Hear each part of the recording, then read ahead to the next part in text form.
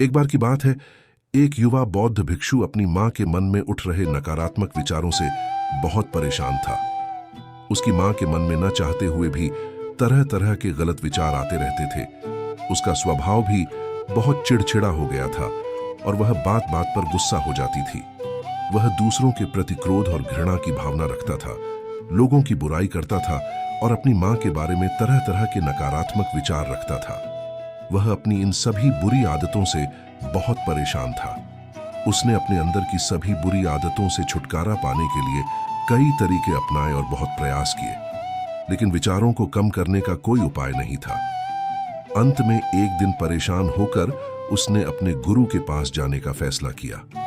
गुरु बहुत बुद्धिमान और आत्मज्ञानी व्यक्ति थे। युवा भिक्षु ने गुरु से पूछा, गुरुदेव, मैंने अपनी मां को इन बातों के बारे में बताया, मैं नकारात्मक विचारों को कैसे खत्म कर सकता हूं? गुरु ने उत्तर दिया और कहा, नकारात्मक विचार बादलों की तरह होते हैं जो साफ आसमान को भी धुंधला कर देते हैं। यदि आप नकारात्मक विचारों को खत्म करना चाहते हैं तो सबसे पहले आपको इन नकारात्मक विचारों के भाव कर्म को पहचानना होगा और उन्हें नष्ट करना होगा। युवा साधु को गुरु की यह बात ठीक से समझ में नहीं आई, इसलिए उसने गुरु से इसे थोड़ा विस्तार से समझने का अनुरोध किया। फिर गुरु ने शिष्य को एक कहानी सुनाना शुरू किया। एक बार एक व्यक्ति जंगल से जा रहा था। उसने रास्ते में एक सांप देखा।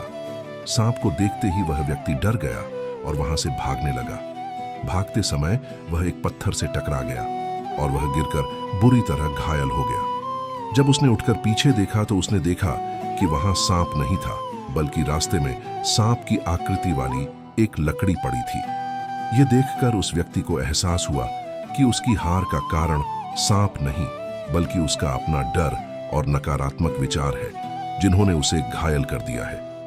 कहानी का समापन करते हुए गुरु ने युवक से कहा कि तुम्हारी मां के नकारात्मक विचार इस कहानी के सांप की तरह हैं। यह मूल कारण नहीं है, बल्कि आपकी समस्या का मूल कारण आपके अंदर बैठा डर, अतीत की भावनाएं और बुरे अनुभव हैं, जो नकारात्मक विचारों, क्रोध और घृणा के रूप में सामने आते हैं। इसीलिए यदि आपको अपनी मां से नकारात्मक विचारों को खत्म करना है तो इसकी जड़ को देखें। हमें कारण को पहचानना होगा और उसे नष्ट करना होगा। अब यहाँ कुछ व्यावहारिक सुझाव दिए गए हैं कि हम इस कहानी को अपने जीवन में कैसे लागू कर सकते हैं। सबसे पहले माइंडफुलनेस यानी जागरूकता का अभ्यास करें। अपने विचारों और भावनाओं के प्रति जागरूक रहें। देखें कि आपके अंदर क्या चल रहा है। आप अपने आसपास की घटनाओं पर कैसे प्रतिक्रिया करते हैं। अपने अंदर उठने वाले हर नकारात्मक विचार का कारण जानने की भी कोशिश करें। दूसरा, अपने अतीत की बुरी यादों, बुरी घटनाओं और बुरे अनुभवों को स्वीकार करें और खुद को और दूसरों को माफ करें।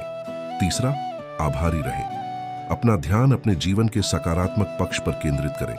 आपके पास जो कुछ भी है उसके लिए ब्रह्मांड के प्रति आभार व्यक्त करें।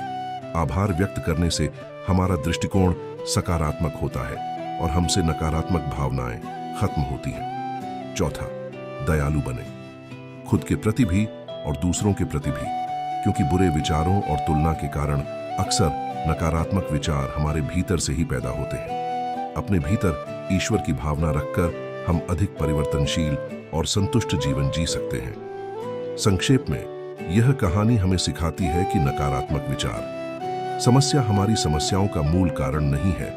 समस्या हमारे भीतर गहराई से छिपी हुई है। इन विचारों के मूल कर्म को पहचानकर हम इन विचारों को अपने दिमाग से निकालना शुरू कर सकते हैं और अधिक खुशहाल और शांतिपूर्ण जीवन जी सकते हैं। कहानी में सांप की तरह हमारे अधिकांश नकारात्मक विचार भी सिर्फ ब्रह्म मंत्र हैं। दोस्तों, आशा करता हूं कि इस वीडियो से आपको कुछ ज्ञान मिला होगा। दोस्तों, अगर वीडियो अच्छा लगा हो तो वीडियो को लाइक और चैनल को सब्सक्राइब जरूर कीजिएगा, ताकि ऐसे ही मोटिवेशनल वीडियो आपके पास पहुंचती रहे।